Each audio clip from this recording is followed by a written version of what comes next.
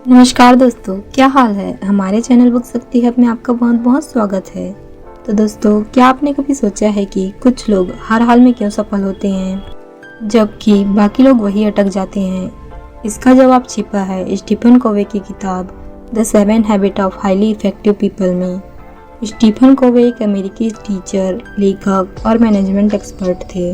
उनका जन्म 1932 में हुआ और उन्होंने हार्वर्ड में MBA किया।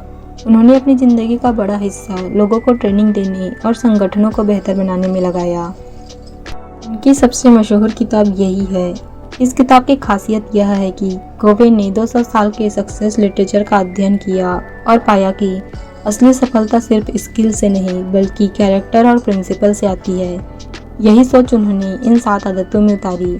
आज हम इन्हें कहानी की तरह समझेंगे और देखेंगे कि कैसे ये आदतें हमारी ज़िंदगी बदल सकती है। तो चलिए शुरू करते हैं। Habit 1, be proactive.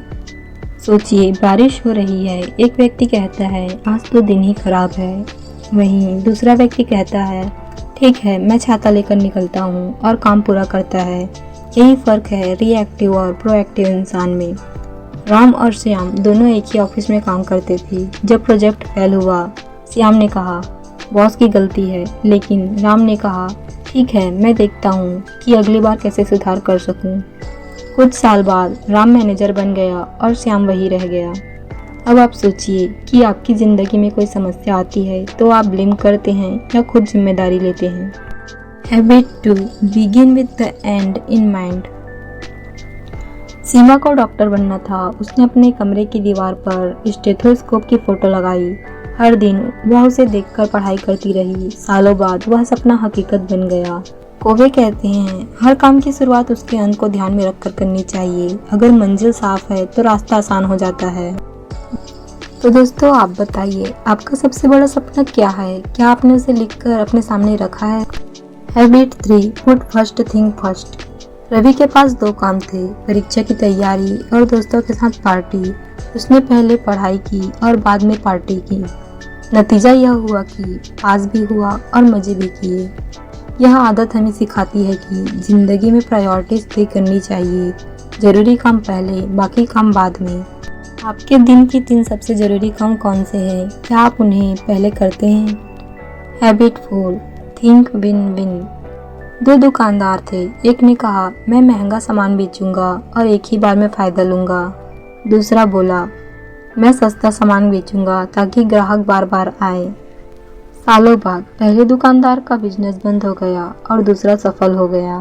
दोस्तों, विन विन सोच का मतलब है रिश्तों और सहयोग में दोनों पक्षों की जीत।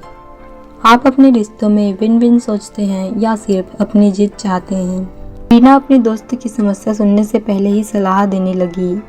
दोस्त नाराज हो गई, लेकिन जब उसने ध्यान से सुना तो दोस्त ने कहा धन्यवाद, अब मुझे हल मिल गया। कोवे कहते हैं पहले समझो फिर समझाए जाओ। सुनना बोलने से ज़्यादा महत्वपूर्ण है।